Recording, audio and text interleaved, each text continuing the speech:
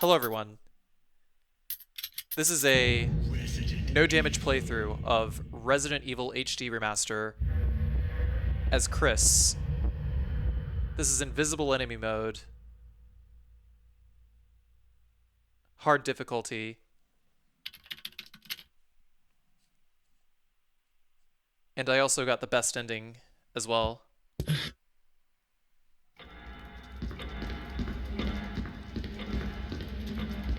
Pretty sure this is first in the world. Humble bragging aside, let's get right down to it. So, you know, doing the usual, going back to the main hall, yada yada yada. You've seen this like a million times by now. Taking the handgun, because we're actually going to be flooring some zombies pretty early on into this.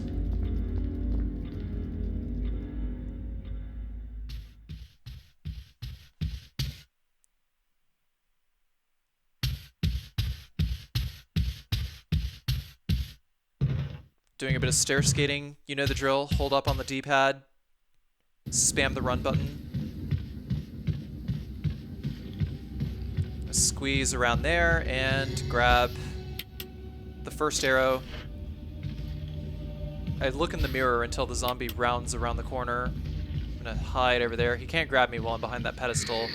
But once he rounds the corner, that's when I take a nice large circle around him.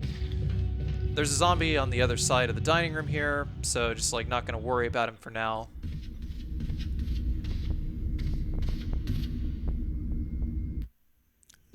So the graveyard. A definite safer strategy would only be to kill one zombie.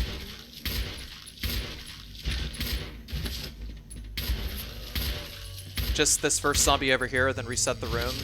But what I did was I killed both zombies so that I could get shotgun shells a little earlier. On invisible enemy mode, you can still see the blood puddles, you can still see blood spurting out of the zombies. But more importantly, you have to listen. You have to listen for the hit confirm sound. So this zombie, he got back up here.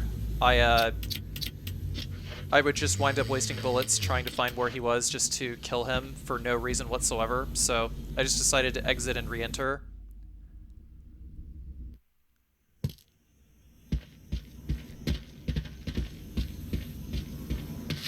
And then I just did the speedrun strat of hugging the right side of the wall. The zombie is still alive.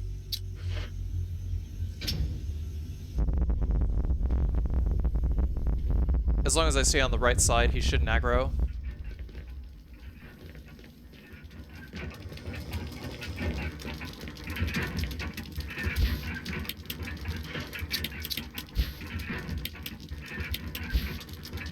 Though really I shouldn't have even bothered picking up the shotgun shells there, I think, because it was ultimately pretty wasteful. Not that I really needed to worry, because at no point in the run was I at a deficit of ammo.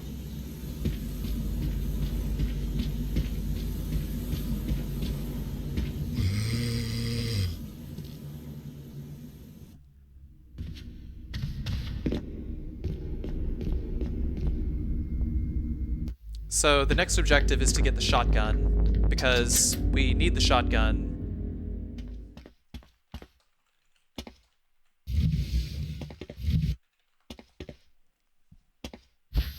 But first we're going to grab this dagger in order to increase our chances of getting to the shotgun at all.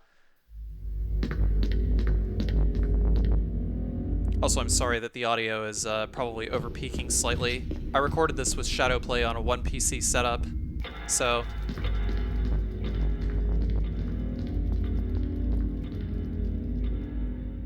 probably sounds kind of poopy. So after this camera angle here, I'm gonna start shooting this guy.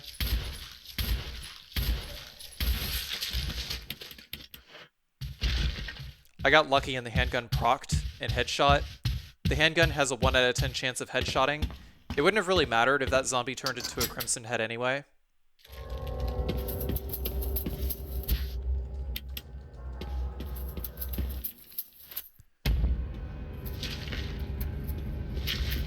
But we need the We need the old key in order to get the broken shotgun.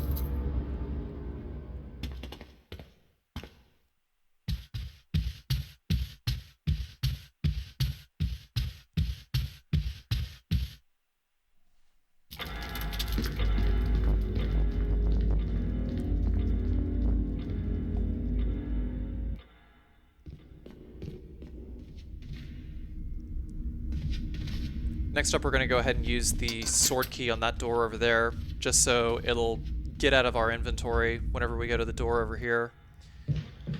But also because we need to unlock that door from the other side anyway.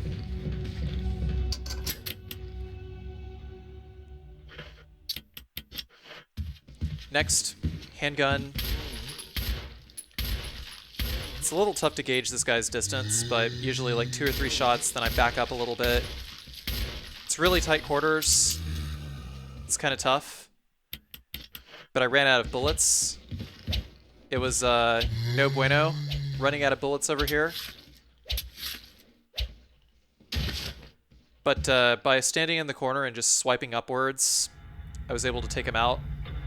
The knife does more damage when you swipe upwards on zombies. I reset the room and re-entered so that the zombie would be on the stairs, hopefully. But generally he's kind of out of the way, no matter what RNG seed you get for his AI. But usually I just like try to hug the outside wall if he's there.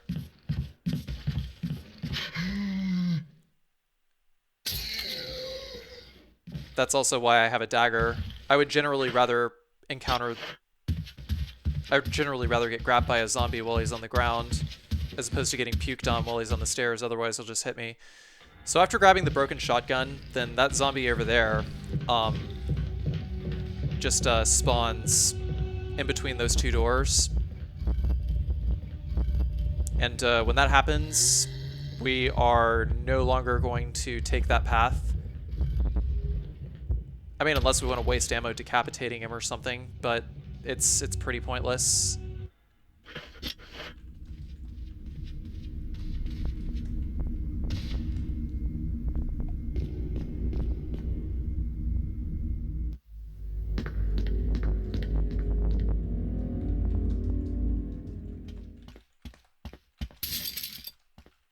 So the reason I don't do this area first is because if I take the reverse path back upon grabbing defense items, then the dogs will just bust through the window. And invisible dogs are a lot harder to dodge than visible dogs. Personally, I would rather not dodge dogs if possible. I generally prefer to kill dogs because they're too fast.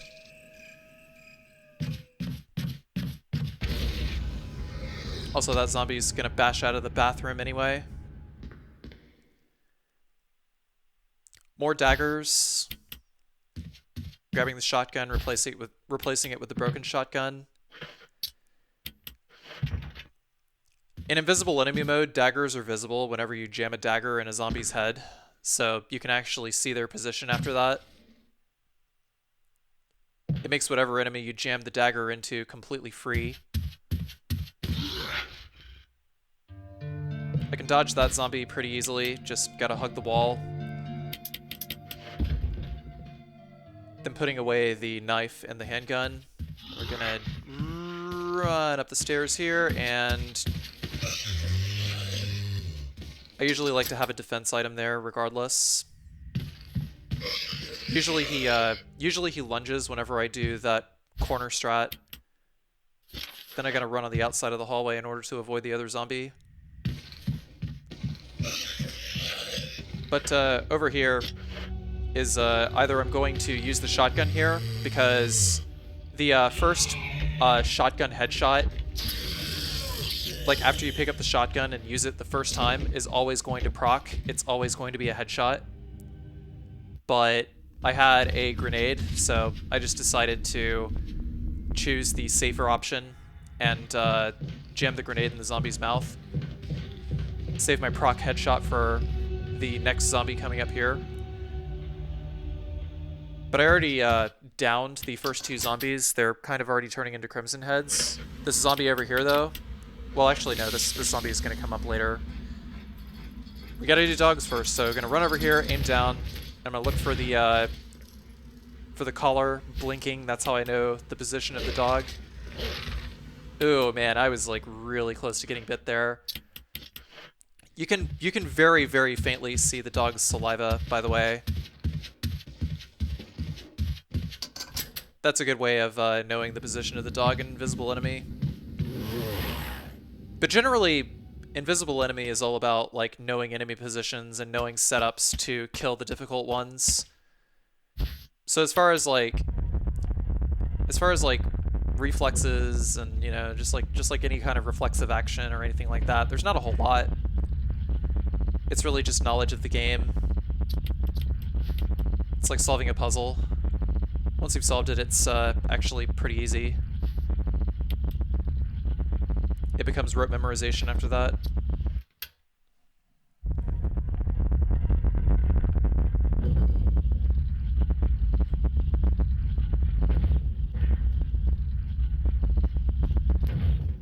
Yeah, I guess it was over peaking while it was recording. I have no idea why Shadowplay did that. But it's pretty awful. So I'm going to run down these stairs to avoid the Crimson Heads and the other zombies and the other hallways.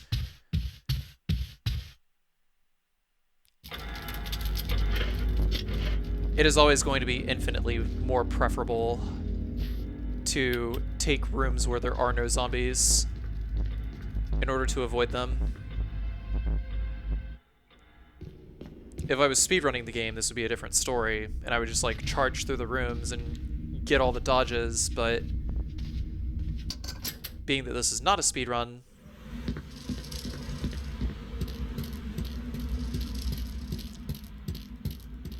I don't really do a whole lot of dodging, just avoiding. So on the terrace over here, the only item that you can really pick up is a dagger, but I always grab as many daggers as I can. I would say that like the hardest part of Chris's invisible enemy no damage is just getting the shotgun, really. And dodging like those 3 zombies after you get the sword key. Between the time you get the sword key and the time you actually get the you actually are able to go through the east side of the mansion. I made a mistake here, actually. I wasn't supposed to go this way.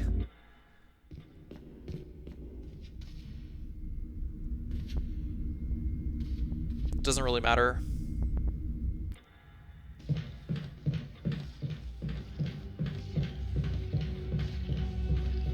If time losses actually mattered, there were a couple of big ones, but they don't. Also, this zombie trying to bust through the door. I'm just gonna... Well, he grabbed me that time, but this shotgun blast, that first shotgun headshot against a zombie is always going to proc, so it'll always blow off his head. And also you can retrieve daggers if you decapitate a zombie or decapitate another enemy. So let's say you made a mistake and you meant to use a grenade on a zombie so that it would never respawn again as a Crimson Head. You could just, like if you stab the zombie in the head with the dagger, then you could just like shove a grenade in its mouth and the grenade would explode and you'd get the dagger back. We already did our inventory trip earlier at the second item box. Well, the first item box, rather, on the east side. So we got rid of the handgun and the knife. Now we got the serum.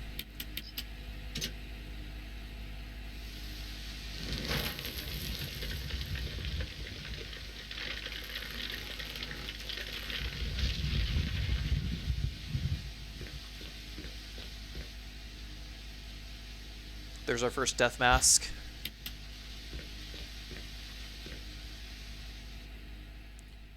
Zombies are going to bust through the windows.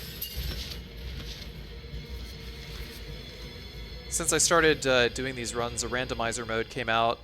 You can actually like avoid doing some puzzles altogether and consequently avoiding some enemy ambushes. Invisible enemy with randomizer mode is actually quite fun.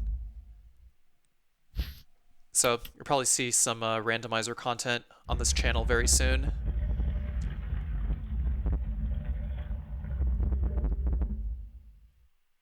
Hopefully with less overpeaking audio.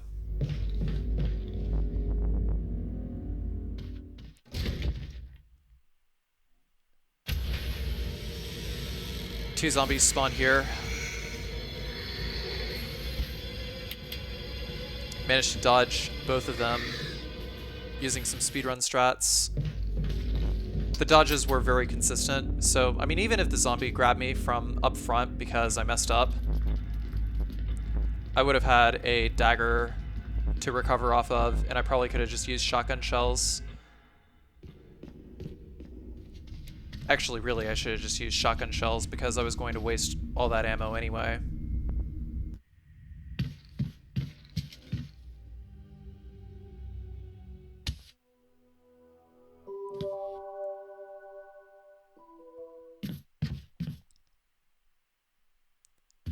No zombies to deal with. Even the zombie that I downed earlier is not going to become a Crimson Head because we are never going through this area again.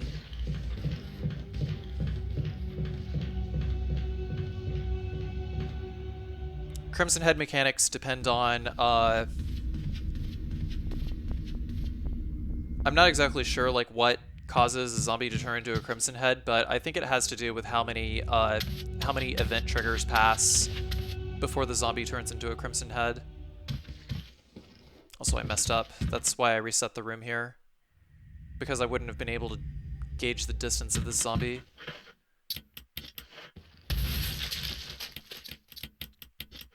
Got a headshot there, so pretty lucky. Not that it really matters, because by the time we're done with this whole area, we don't gotta worry about him becoming a Crimson Head.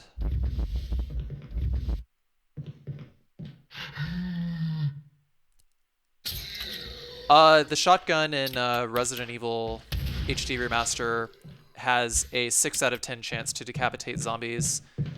The reason for this is probably to make it more likely for the player to have to deal with Crimson Heads, or for the player to have to burn the bodies. Because the old tried and true shotgun decap doesn't work all the time anymore. So generally, if you have a method of getting a guaranteed decap, which is either going to be like, Barry's Magnum, or it's going to be a grenade from Chris.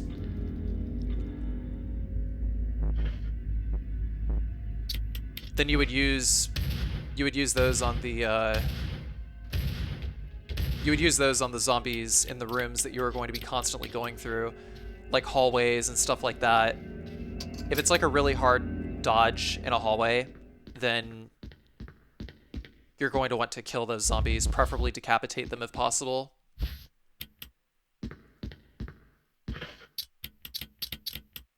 Also, I wasted those shotgun shells because I had like no room. Really, I should have just used them on the zombie in the Keeper's Diary room when I was going to get that sword key, or sorry, that old key earlier. But yeah, the decapitation percentage goes something like this. Handgun is 1 out of 10, shotgun is 6 out of 10, assault shotgun is 7 out of 10, Magnum is 9 out of 10, Barry's Magnum is 10 out of 10.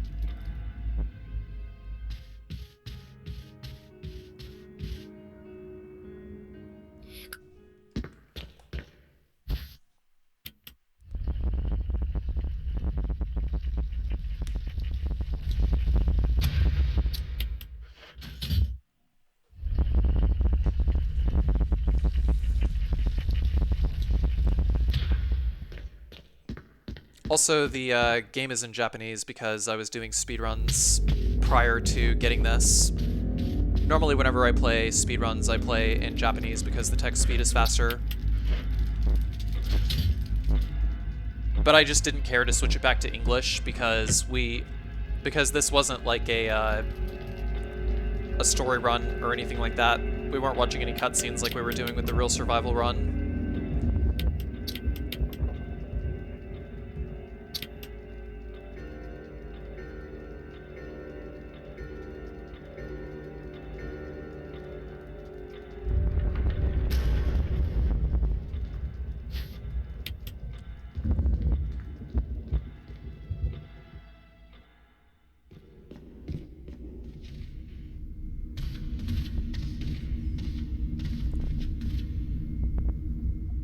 Next up is going to be the giant snake.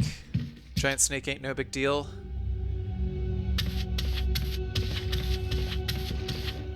I always dodge behind the column with the herbs because there's a zombie there. And because it's a shorter path anyway.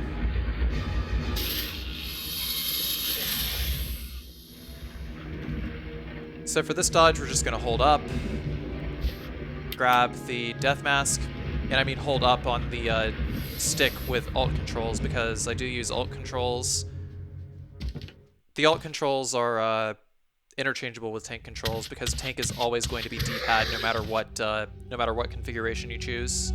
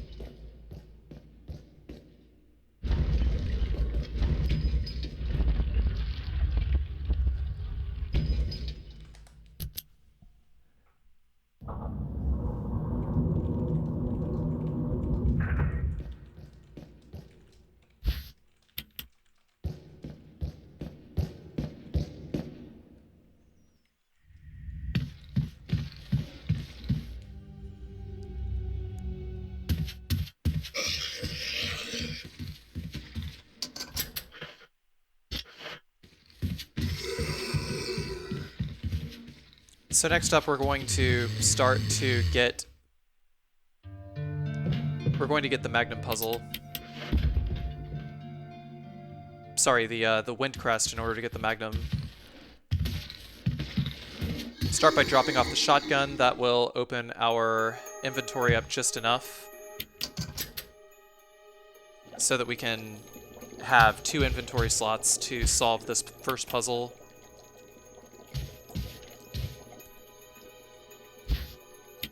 Go ahead and combine these. Grab that, use the golden bee lure.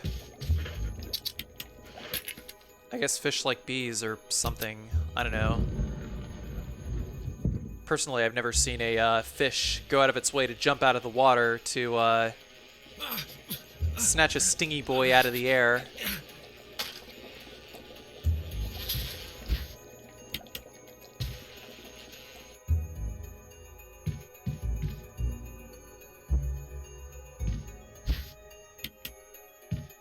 There's another old key over here, which we are going to use to unlock the door to the outside, to the graveyard, I should say, after solving the puzzle in the crow room. Swap out the Wind Crest for the shotgun so that we actually have something to use against Elder Crimson Head. 6 shotgun shells is generally going to be more than enough. Also, it's best to wait as late as possible until solving the crow puzzle because there's going to be another zombie that comes from the hallway. It's actually the same zombie that's from the bathtub. Finally goes through those double doors. That's his final destination, don't worry.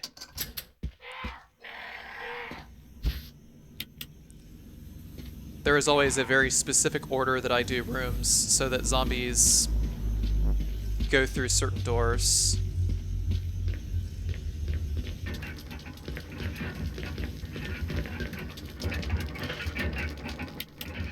That is to say, if zombies do go through doors, I don't have to worry about them.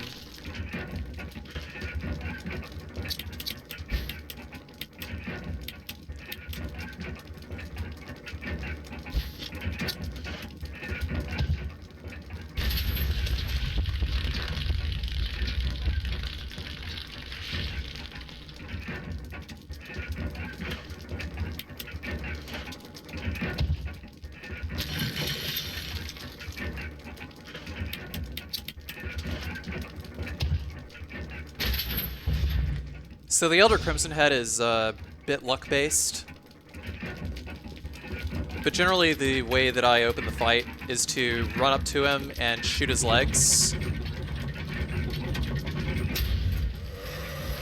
Which is going to down him instantly with a shotgun. So down and then boom. You can hear him go down.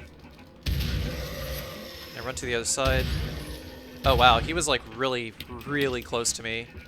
So I actually wound up downing him in 3 shots.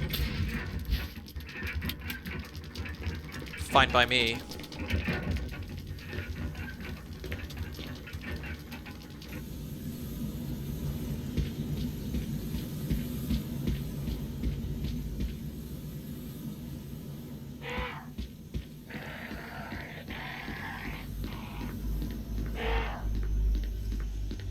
Shoutouts to Matt DeRock. And because we have extra shotgun shells here, use it to get around this zombie over here. I actually should have gone for the leg shot. Matt DeRock's been telling me I gotta use more leg shots, but do I ever listen? No. I'm sorry, man, but every time I get a shotgun, it just automatically goes to the zombie's head. I actually should have waited to pick these up until a lot later.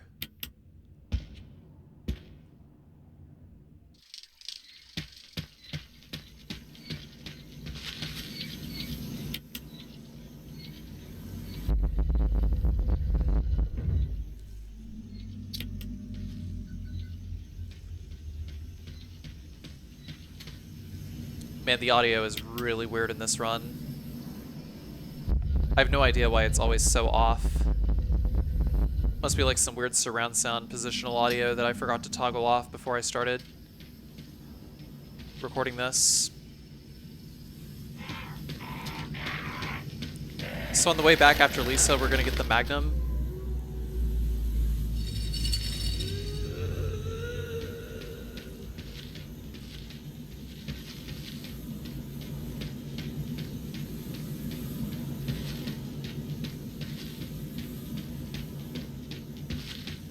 Yeah, the bass is really boomy.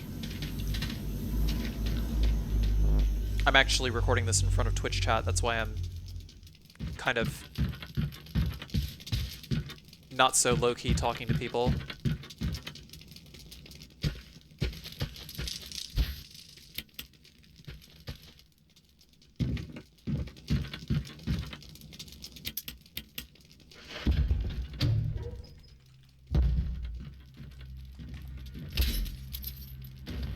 Also, this doesn't count as damage, you fucking memers.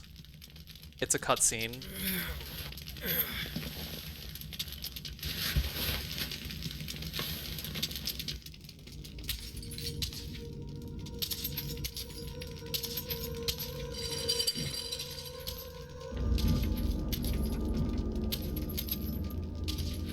So we're gonna walk a little bit, and then we're gonna run after she's done vanishing. And that's usually enough for her to... That's usually enough to bait out a forward swing from her.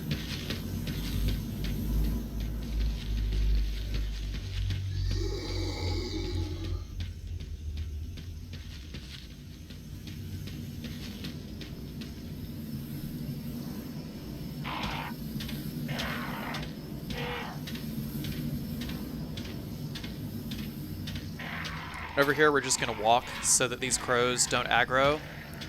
Before I was actually shooting them, but as it turns out, you actually can just walk and the crows will never aggro. There's actually like a lot more space where the crows won't aggro, but I still walk anyway. Because I'm usually like reading chat around this time anyway. And if I'm not paying attention and I start running, then I would mess it up and aggro the crows and probably get hit.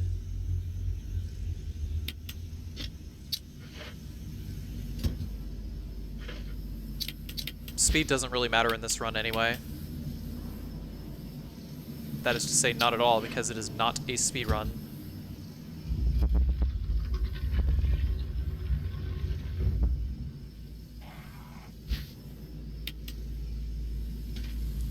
There's our Magnum revolver.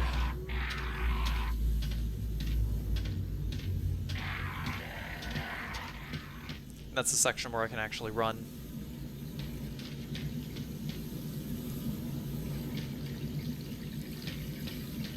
So coming up next, we got dogs, and gonna use the Magnum on said dogs. Just let them come to me, and we're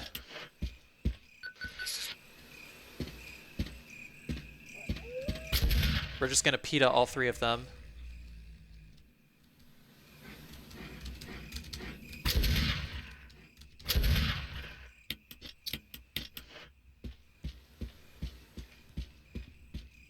It's better to just go ahead and get rid of them. Like right off the bat. You're probably thinking, well, gee, Carcy, why don't you use it on hunters? And the answer is because I already move through the rooms in such a way that I don't have to kill hunters. There's only like 2 hunters that I actually have to kill.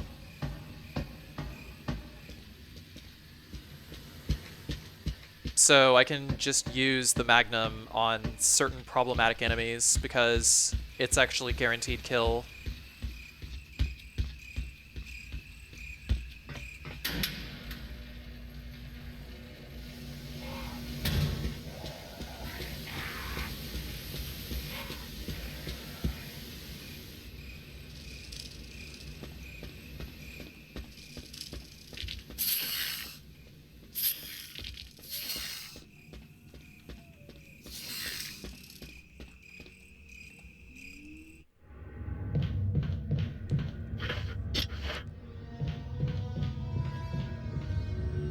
No need to go to the save room yet. So the spider is coming down the wall there, and we want to try and get out of the room as fast as possible because there's no telling what the spider is going to do once he's on the ground.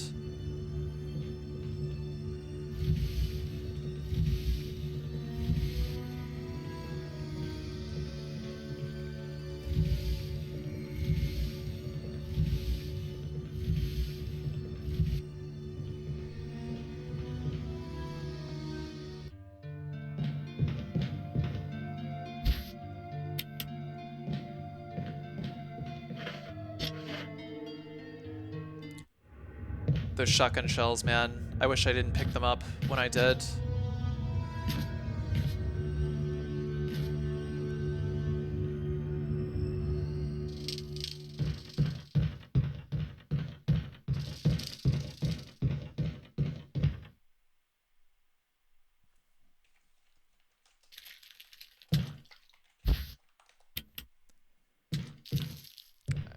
Trying to get the zombie to come through that other door. Make sure I got the dagger equipped. I just jammed the dagger in this one's head so that I can trap him in this room, and he'll just be trapped in there forever.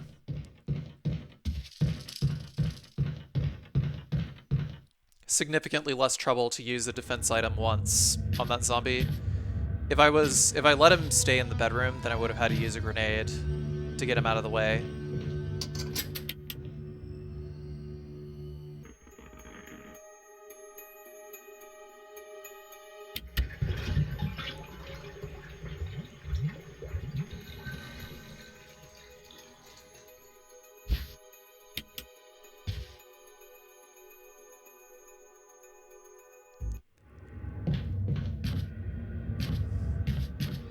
Also pushing these boxes over here.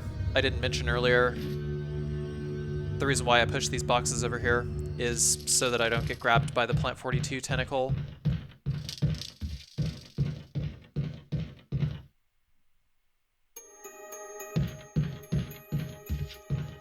Also, this is pretty new trick found by Rufus actually. That just started getting used in speedruns, but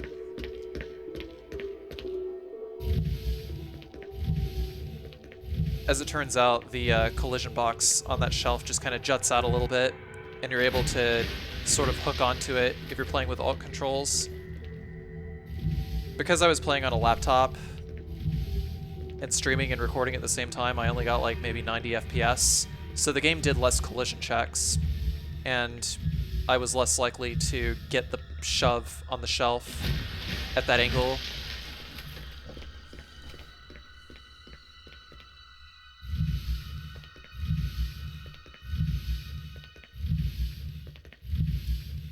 So that might have affected enemy AI a little bit too. Kind of difficult to say.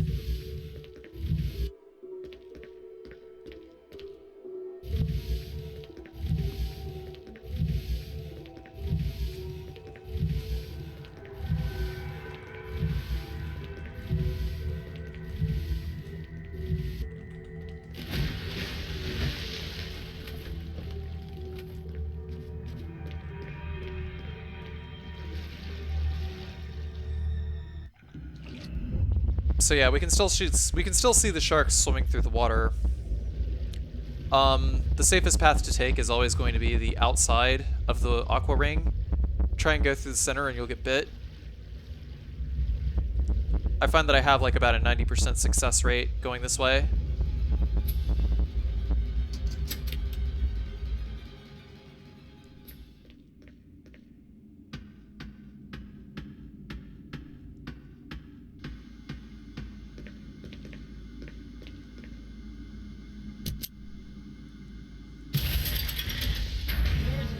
Emergency. Unknown source of pressure detected. Locking all doors to achieve maximum safety. Man, I hope in the final recording there's going to be loud enough game audio. Reaching 30% So we're going to hit the button, threshold. the safety, then pull the lever, and then we're going to check the thing, and it says that we're going to do button number 2 to raise the oil pressure.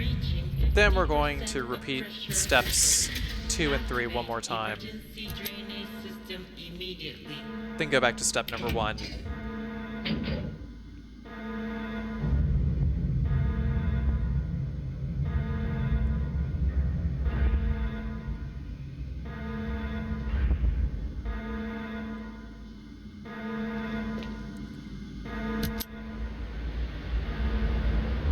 So because my inventory was full on account of having those shotgun shells that I shouldn't have picked up earlier, I actually had to come all the way back down here to grab the assault shotgun.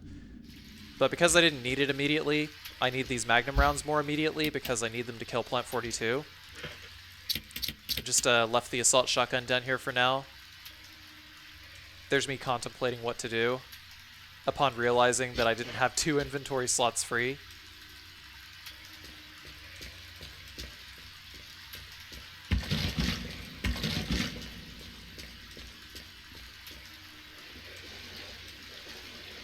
That's the wrong side of the tail.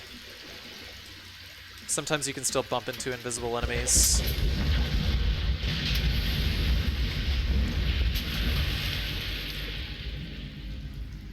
The yawn dodge is very easy for me, so I just like don't even bother shocking him anymore.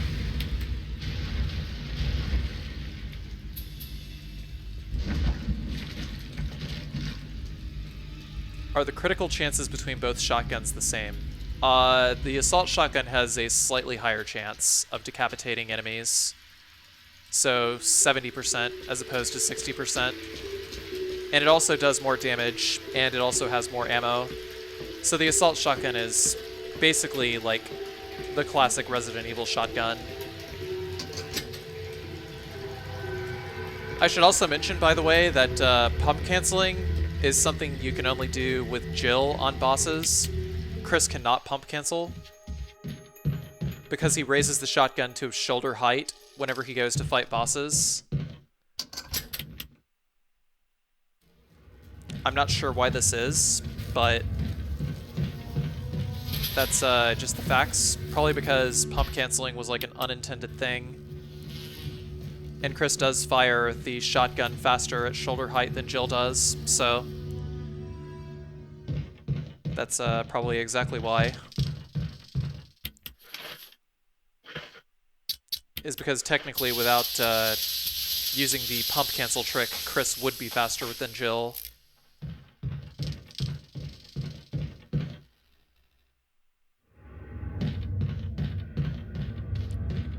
getting some questions about the self-defense gun as well. The self-defense gun, with only one bullet that you get in the room 001,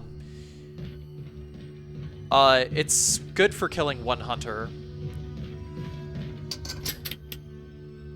That's what I would use it for. It's just like having a bit of extra ammo to kill hunters with.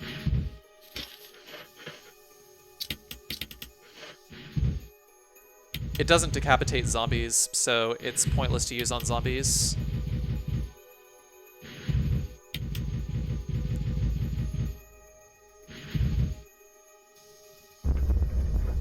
I wish it did a shot equivocal to one Barry's Magnum shot. That'd be pretty sick. But anyways, so we have the Magnum equipped. I'm gonna aim at Plant 42's core. So when it opens up, 1, 2, 3. Even if Plant 42 decides to go for a physical attack here, it'll completely miss because Chris's hitbox will be turned off. Then we're gonna do one more shot while the core is closing.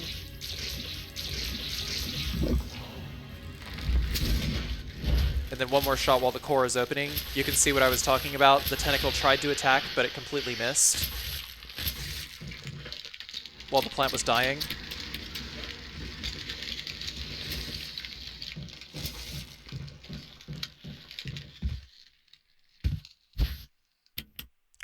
So now we're going to grab the helmet key, GTFO.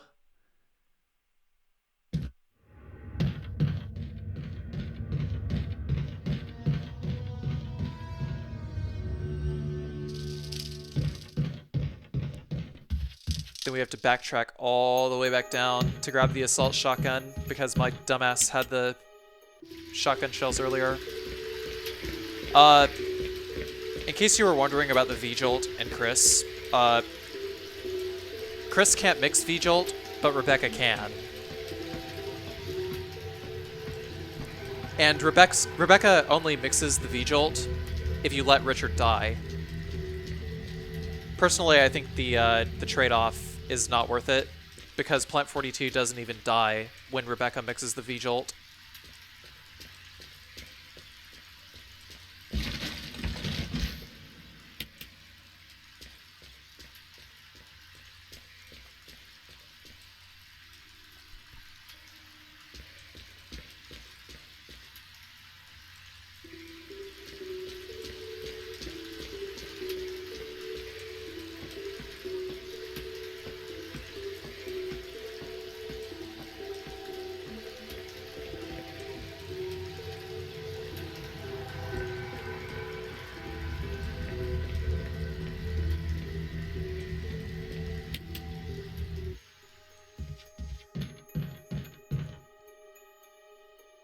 And yes, the assault shotgun is indeed stronger.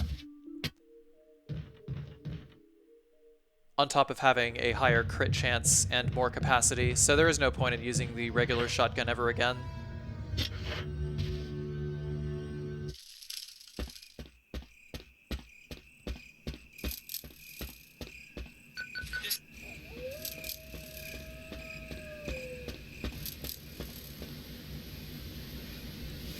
So there's 2 dogs over here. We're just going to go ahead and waste them with the Magnum. You could use the self-defense gun over here if you wish, but generally aim towards the camera. And whenever you see saliva dripping through the air, that's your cue to shoot. There's a couple of snakes here as well. Because I've been doing speedruns, I have this dodged down pretty well. But you just run like a very specific diagonal line, and the snakes generally don't bite.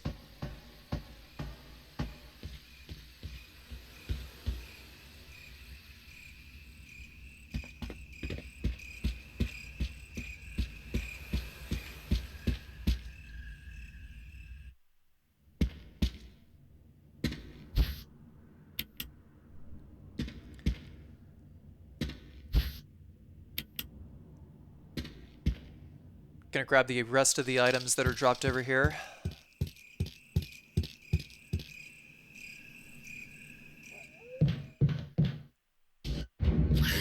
We don't have to worry about killing that one because the room order that we go through assists with being able to avoid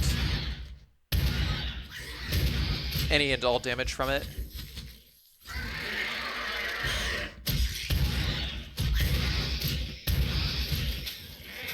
So hunters over here, they don't always take hit stun from the shotgun, but as long as you're pump canceling, you should do fine.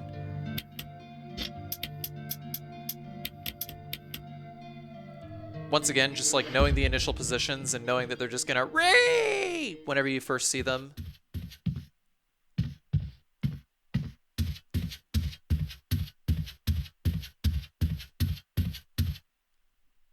And by that I mean they're just gonna do like straight up nothing. Except just like scream like idiots.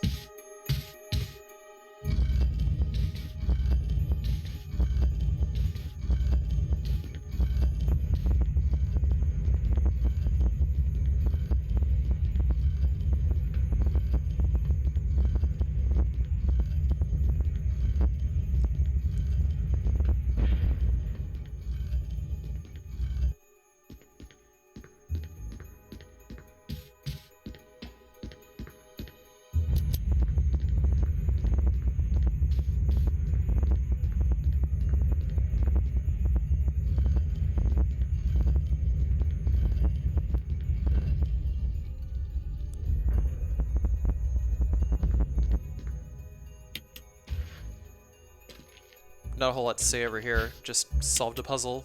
Well,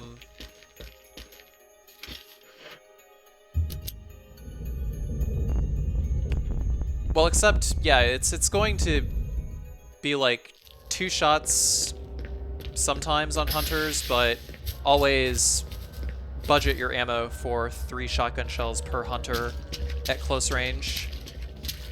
I don't know if there's any damage degradation on hunters with the shotgun. There isn't for the Tyrant, to my knowledge, but for the Hunters, there might be. I don't know how damage is calculated with the shotguns in this game.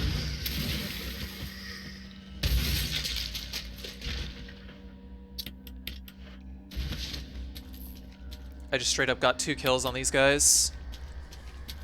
Just headshots for both of them.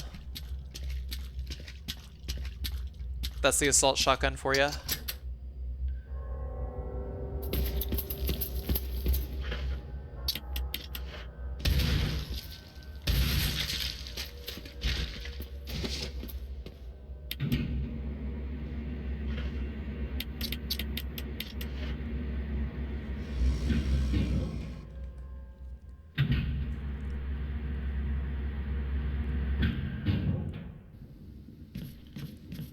We're just gonna hold up and then hold right so that we're hugging the wall to get around the zombie over there. I dropped the Magnum in the box earlier so that I could actually get the Magnum rounds in here. We aren't using the Magnum for this particular section. I wish I'd mentioned that earlier. Chances are if someone's following along, they probably have a Magnum in their inventory. Whoops. We're going to avoid going through this hallway pretty much ever and just go straight for the door. There's no more zombie over here, so we can just like head left and head towards the save room. Don't go any further than the save room though, otherwise some hunters will break through the windows, and we don't want that to happen yet. Like, we do want it to happen, we just like don't want it to happen yet.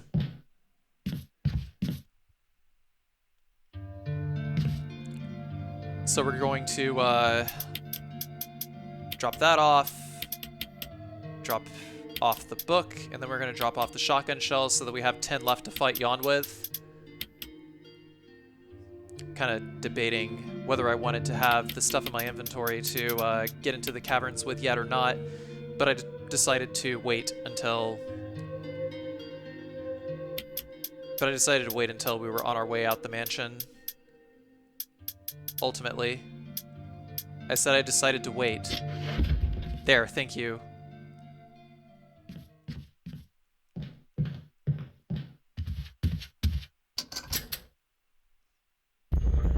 I never record commentary while I'm playing. That's like specifically a GDQ thing for me.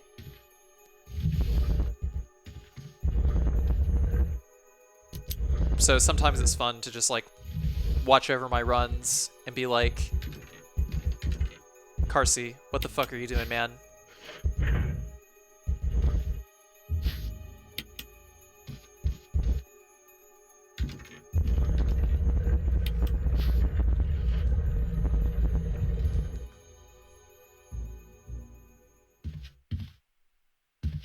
I had to stop for a minute, make sure that I was completely done. But we're going to go this way as opposed to out the other door where that Crimson Head can slash us. These hunters can't attack you while they're bashing through the window, so I'm gonna take full advantage of that to escape that area once and for all, and just never come back.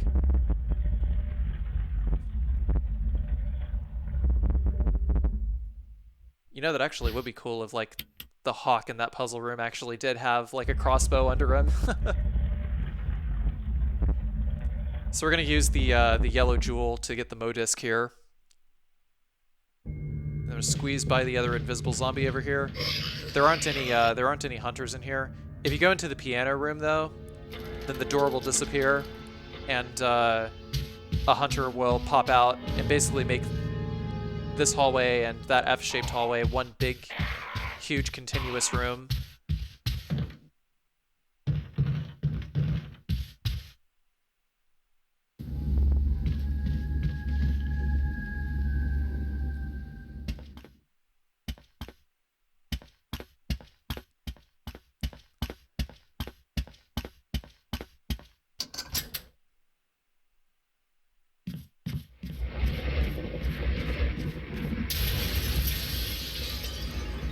Next is Yawn. I usually go for 5 shells, 3 to start, then I dodge.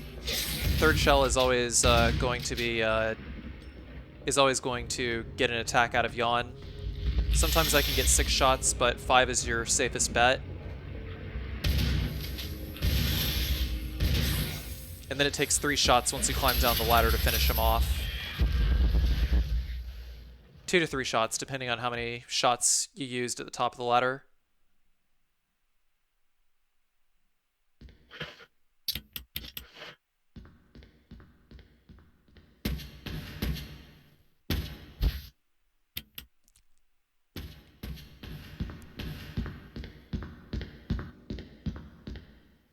Compared to RE1, Yawn is actually pretty free.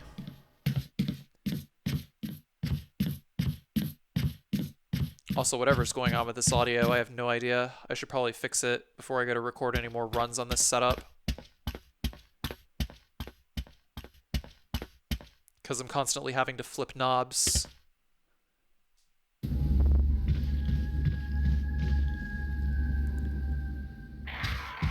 of course, we're going to exit this way, where it's still safe.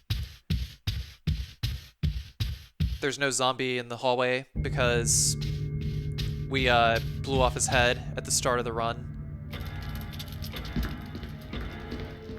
Though sometimes if we don't decapitate him, then he will be a Crimson Head by this point. Just as long as you go from point A to point B, you won't ever have to worry about getting hit by that zombie as a Crimson Head. So next we're going to grab the jewelry box in here.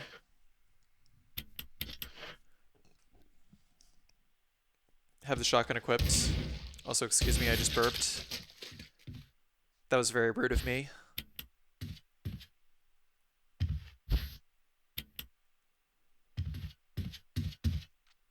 I don't rehearse any of my commentary, I just like kind of talk about things as I see them. I feel like it's good practice for explaining to people things. Just like always having the knowledge fresh. Yeah, I'm freestyling.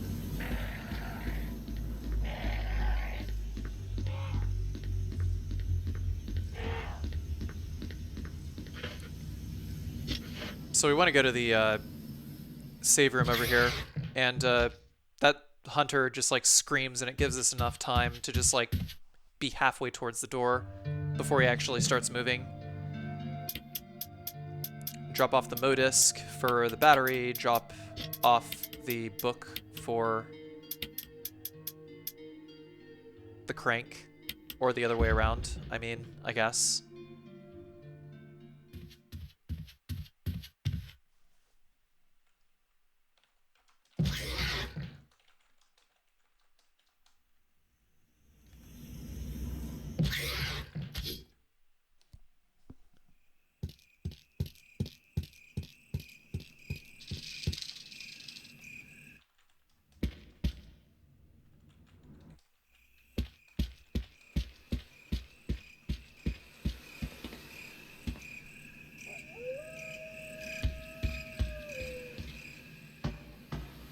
once again, we have to dodge these snakes on the way.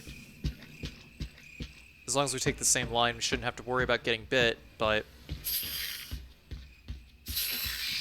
I kind of leave it up to luck over here.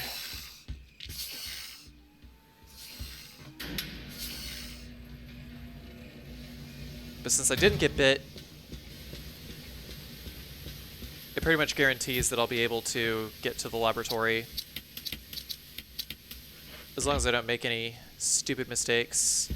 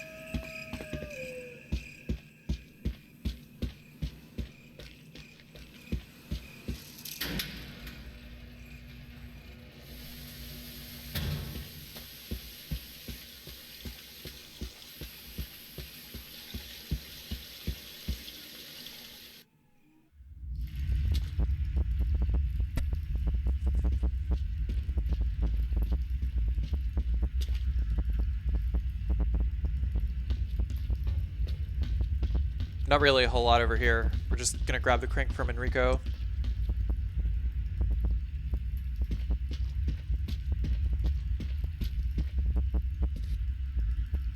Also, just a reminder, hi.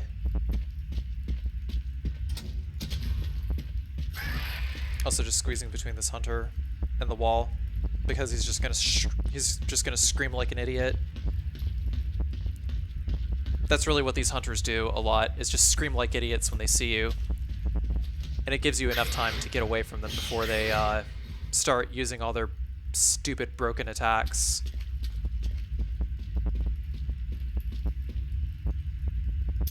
Like, oh hey, I'm going to slash you in the foot and just like give you a full 5 seconds of hit stun while I wind up for my instant decapitation. Like, I'm just not even going to wait until you're in caution to pull that move. I'm just going to do it.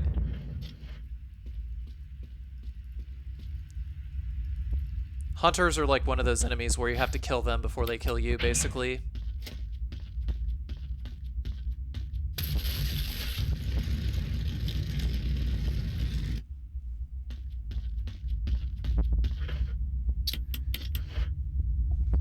I have the Magnum equipped here at the start of this fight. So for Black Tiger can do one of three things. It'll either do an immediate acid spit, it'll do a slow acid spit, or it'll do a charge. Interestingly enough, she spat in the front. I was expecting her to shoot the web. But basically, wherever you see the acid spit come out, that's the front of the spider, and that's when you want to move to the side and shoot her. If you don't move to the side and shoot Black Tiger, then whenever you do kill Black Tiger, its abdomen will explode, and you'll get showered with acid. So I have to do that in order to avoid damage.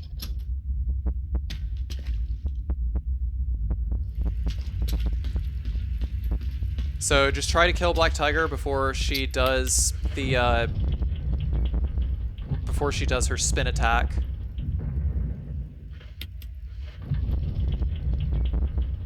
When you are at the side.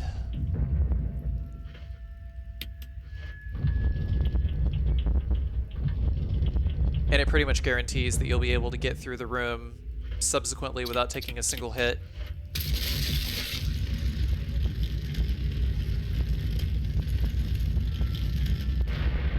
significantly more difficult to do with knife only, but Black Tiger's AI is interesting. Also, I left the room and re-entered after I killed Black Tiger to spawn the other 2 spiders that were on the ceiling with Black Tiger in the room.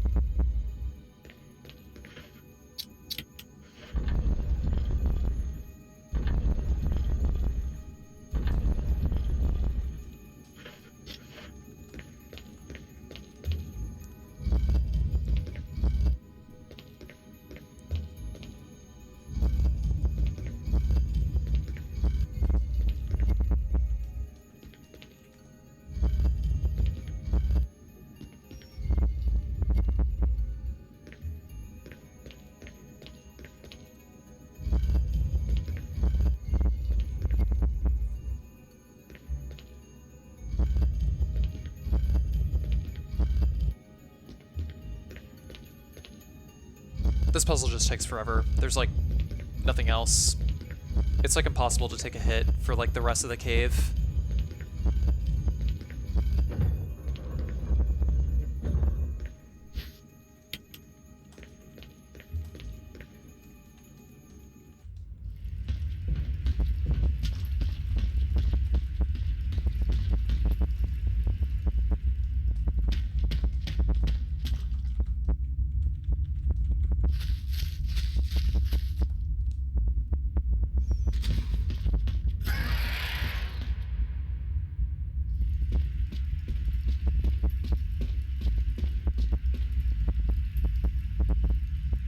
So next we're going to drop the crank.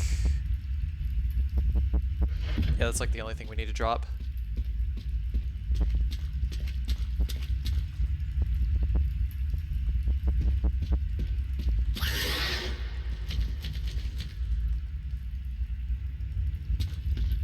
Once again, those hunters just run to the door, hugging the left side wall.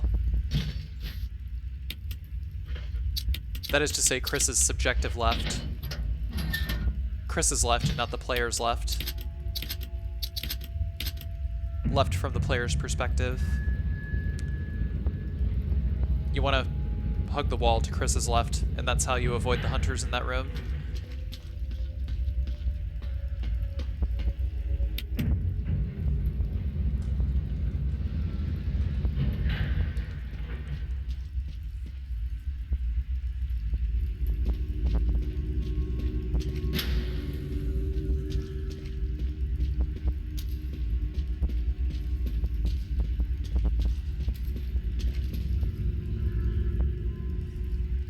I triggered the camera angle that I did first so that Lisa would spawn on the other side and I wouldn't have to dodge her on the way over.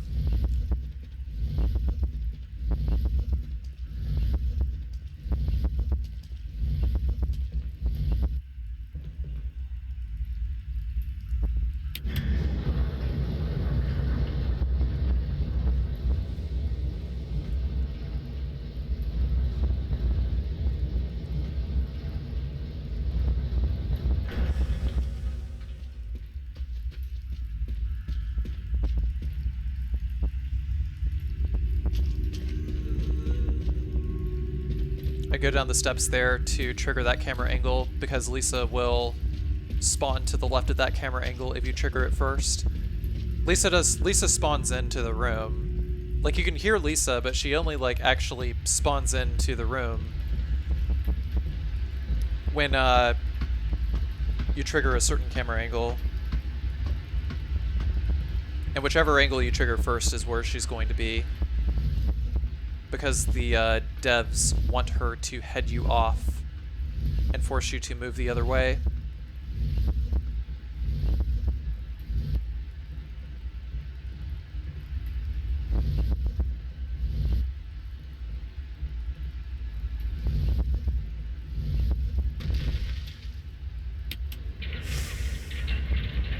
Alright, Durga Duck wins. So in my chat, I have a running thing where if someone tells a joke that actually makes me laugh, then I have to read it. And Durga Duck's joke is, what do you call a cold metal butt? Brr ass.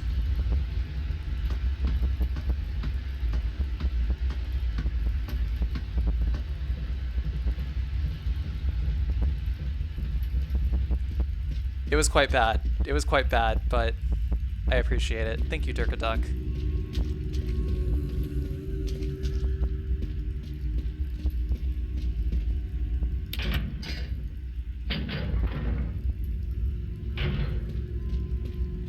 So I triggered the camera angle to get Lisa away from the lever.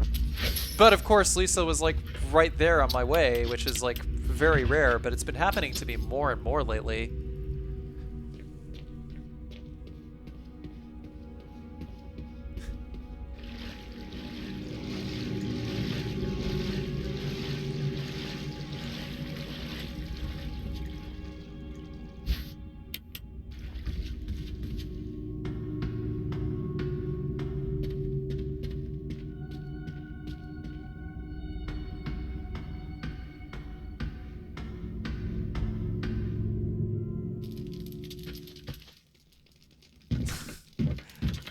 How many Germans does it take to screw in a light bulb? Just one, because Germans are very efficient and lack humor. Dang.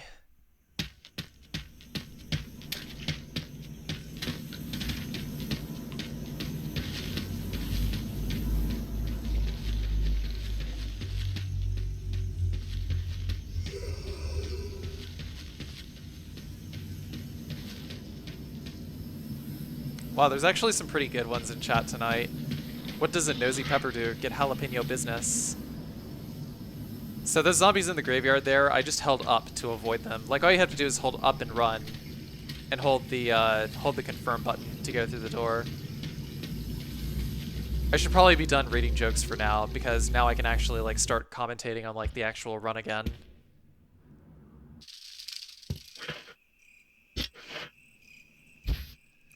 Normally in dead zones like this during GDQ, I would call for donations to be read, but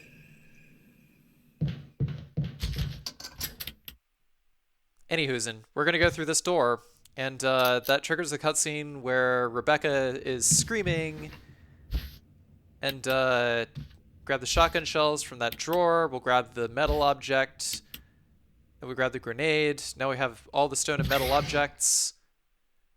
These hunters are dead. We don't have to worry about them going up the stairs. I'm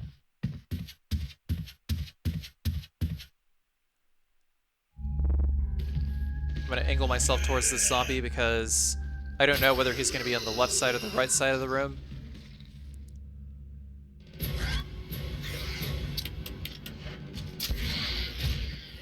One Magnum round is enough to kill this hunter and save Rebecca. Rebecca. And while I'm unequipping the gun, I'm going to check the box in order to get the stone ring.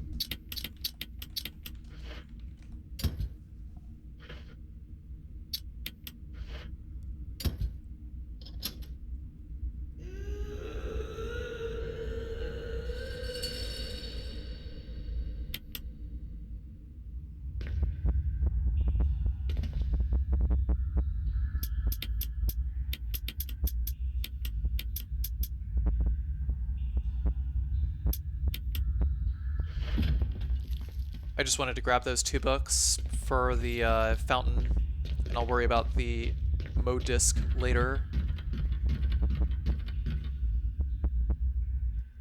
I actually got really lucky on this Lisa fight over here because Wesker almost knocked her over the edge.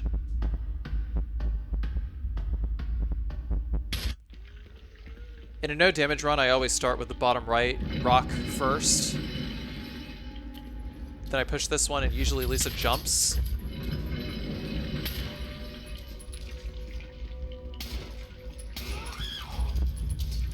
Apparently I lured Lisa over to the bottom left, and Wesker got a hard stun on one of his bullets, which caused Lisa to grab onto the ledge.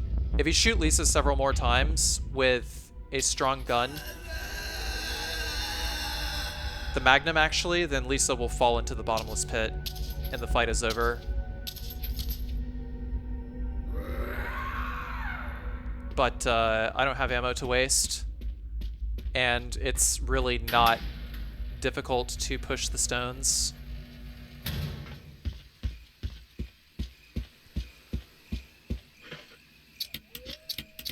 You just kind of have to do it in order.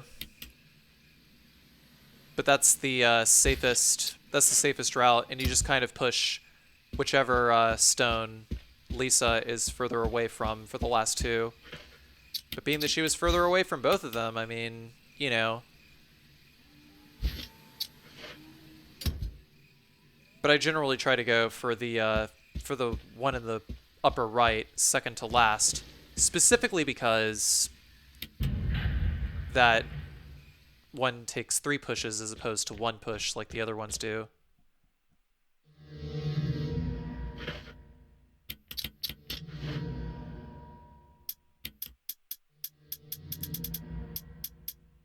Actually, there was no reason for me to grab this Mo disc over here. Forced me to backtrack. So, over here, just doing a quick grenade check to see how many I got. Kind of have to seriously think on how many grenades I have left over, and whether they're going to be able to decapitate any of these zombies.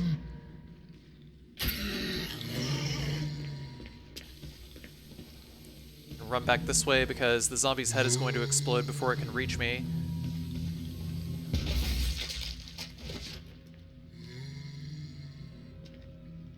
And wait for him to come over to me. You can see his reflection in the pool at the bottom of the screen. I'm just going to exit and re-enter so that whenever I do re-enter, the third zombie is going to be back on the stairs. I'm going to kill him later because I want to preserve this grenade for the scientist zombie in the subsequent hallway over here.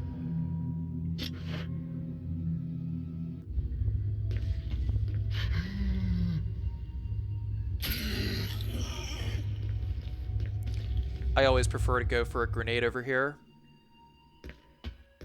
I think a grenade is actually, aside from being more guaranteed than a shotgun shell,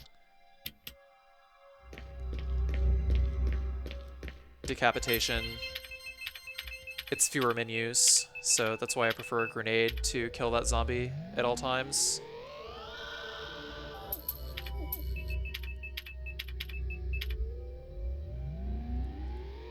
But there was one more grenade that I was going to use against the other zombie, because when I re-enter that room to go back up the stairs, the zombie is actually going to be closer to the save room instead. So you can actually manipulate the position of that zombie that way. Depending on which door you come out of, you can actually trigger his spawn to either be on the stairs or on the or next to the save room. Like, you can hear him right about there. If you have a good pair of headphones, you can hear him. You can see him in the reflection there, actually. There he is.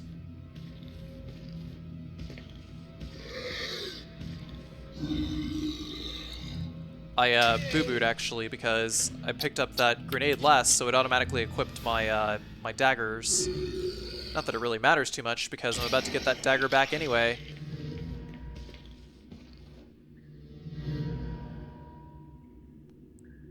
So we have a floating dagger and a floating grenade.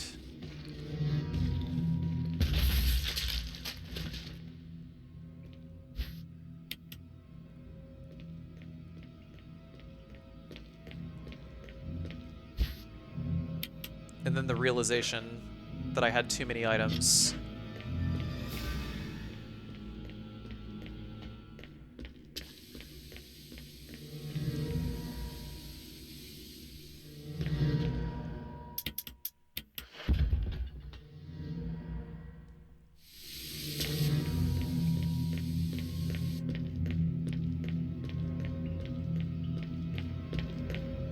Shoutouts to embedded sound cards, by the way.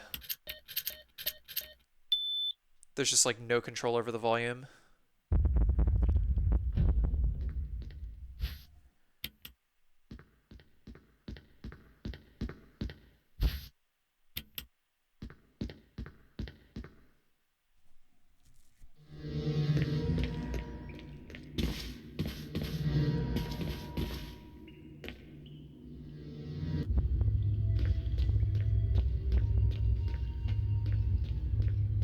So pretty much every zombie is out of the way so far. I wanted to make sure that I guaranteed decapitation against the zombies in the upstairs area.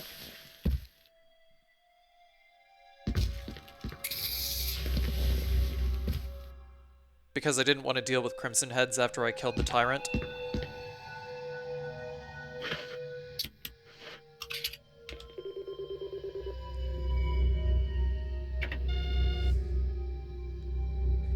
Zombie prank on Spencer Estate, gone wrong.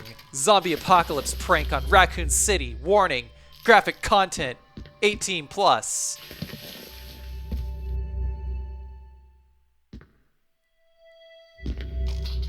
T-Virus prank compilation 2018.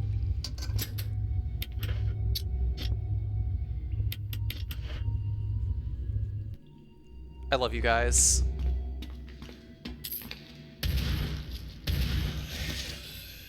We don't have to worry about the naked zombies becoming Crimson Heads.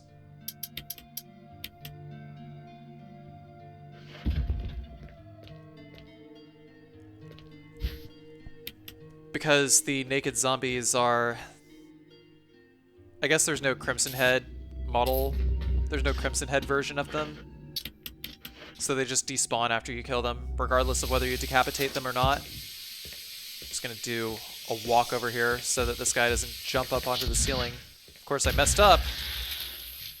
I forgot that Chris deviates to the left a little bit whenever you raise the Magnum. World Star Best T-Virus Fails 2018.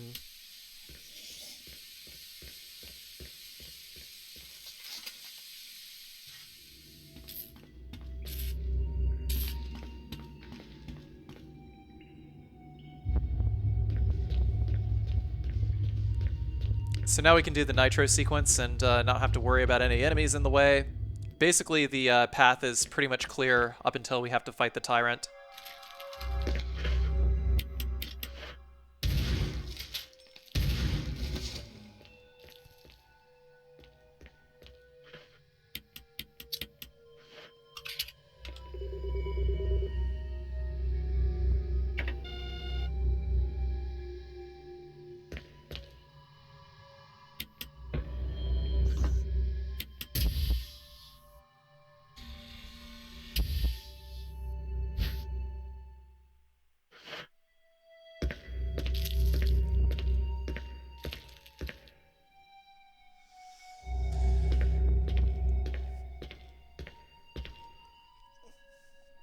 I could run here, but generally I prefer to walk.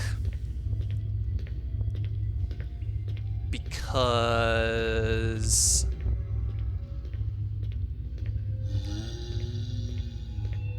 running here,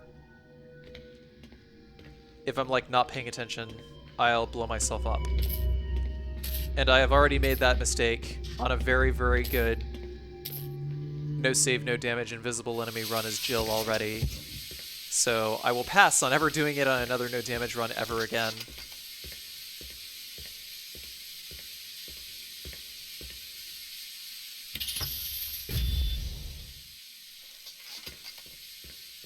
Can't forget the 1080p HD at the end. No, it's all about 4K.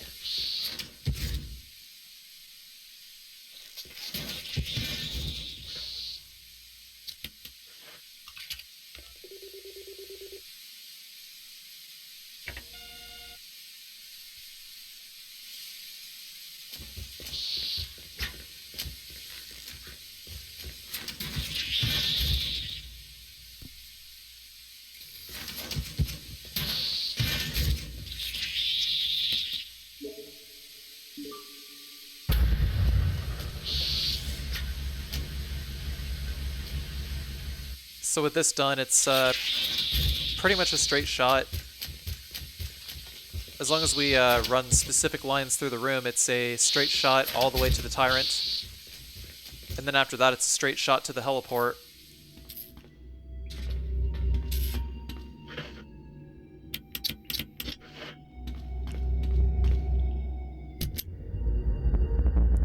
One clip of shotgun shells is more than enough at this point. So I actually had quite a surplus of ammo.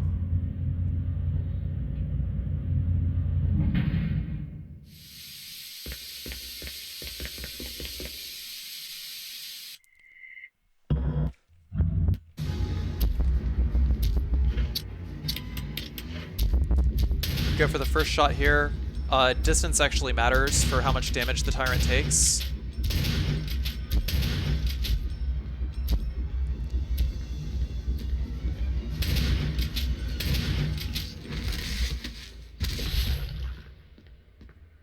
Not bad.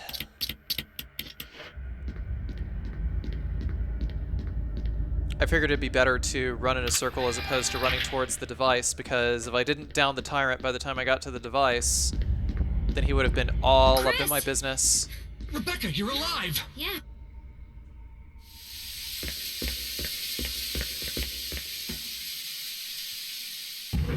So now, because Rebecca's alive, she's going to trigger the Self-Destruct Sequence.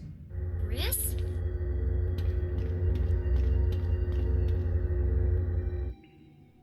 Self-destruct system has been activated. Ha, Poos did what? Click here to find out. 4K Ultra HD 60 FPS. Maybe that's what I need to do next. Self-destruct system has been activated. All personnel must evacuate immediately. Deactivating and releasing all logs.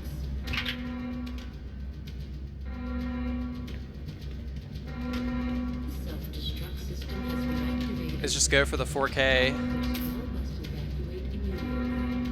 Deactivating and releasing all logs.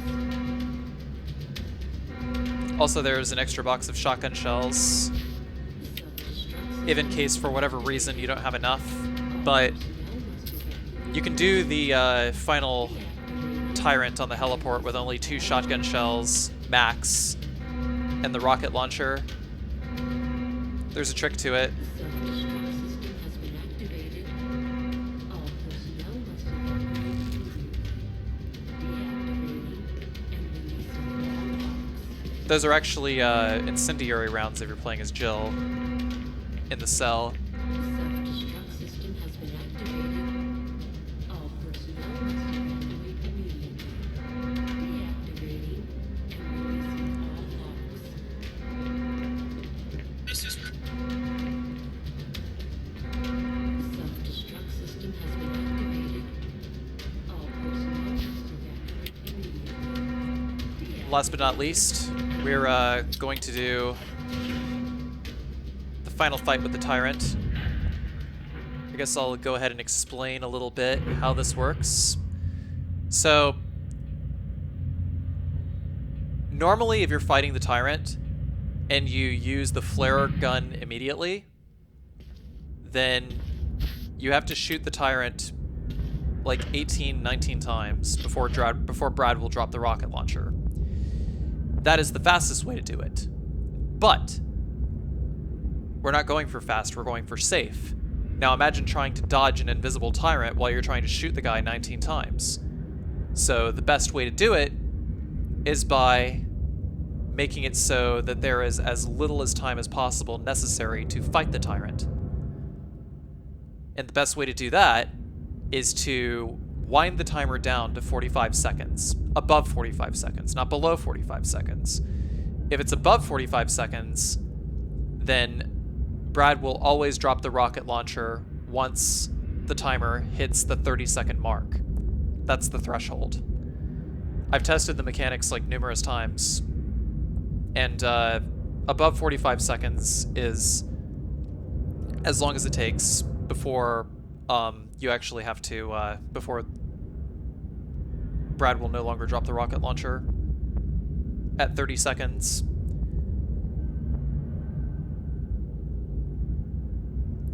And after that, it boils the fight down to one of two things happening. Either the tyrant will hit Rebecca, or he will grab Rebecca. It's better that the tyrant hits Rebecca, because if the tyrant hits Rebecca, then the aggro will remain on Rebecca, and we won't have to worry about taking a hit from the tyrant. But if the tyrant grabs Rebecca, then we have to shoot the tyrant twice in order to get him to drop Rebecca so that we can still have the best ending.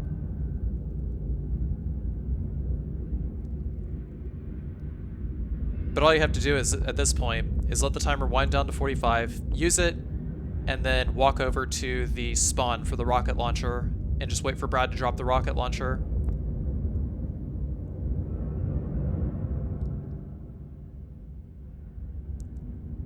.46, 45. Equipping the shotgun just in case. Rebecca will not get impaled. So yeah, Rebecca got hit, and that's basically it. Tyrant swipes.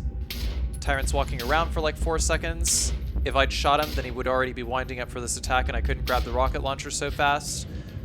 But there's the rocket launcher, and now all that's left is a line between where the blood trail is and where Rebecca is, and then I use that to deduce exactly where the tyrant is, and then I shoot a rocket. And because the timer has already wound down to under a minute, the tyrant will die as soon as you shoot the rocket and will not deflect the rocket.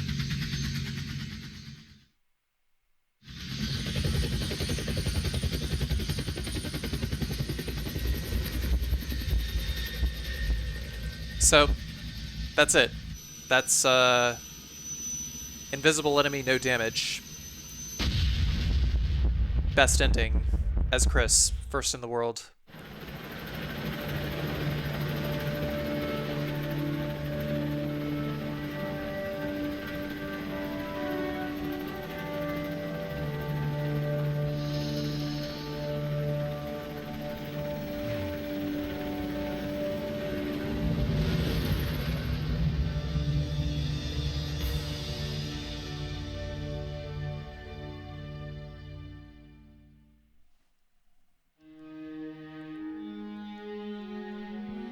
So with that, thank you very much for watching. If you like what you see, please be sure to like, comment, and subscribe to my YouTube channel. Also check out my Twitch channel at twitch.tv/CarcinogenSDA. Content creation is my full-time job, so I'm usually recording these runs on Twitch, and then I commentate them and upload them to YouTube. If you'd like to go as far as to support my content, there are ways to do so in the description. Fully up to you.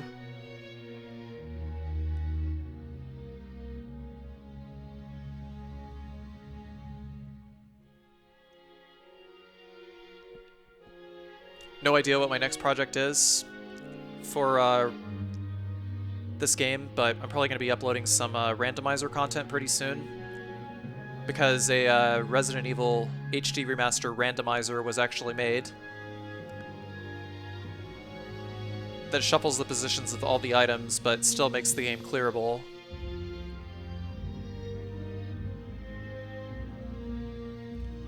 So it's either going to be... my next video is either going to be randomizer, it's going to be knife no damage with Jill in Remake, or I might do Resident Evil 0, or I might do Resident Evil 3. I have no idea. But, we'll see.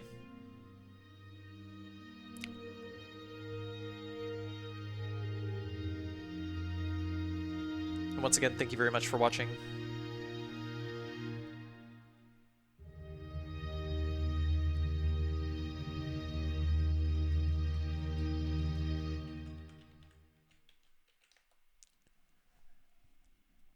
Chris, Are you going to run File 2 again at some point?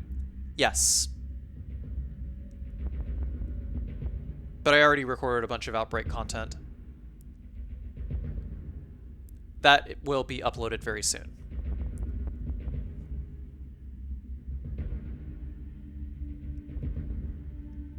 Also, for completing Invisible Enemy, you get a special thank you letter from Shinji Mikami. and some unused costume change designs. You can read the English version of the message if you watch my Jill run. My Jill Invisible Enemy No Damage run. But that's it. I'll see you guys next video. Thank you for watching.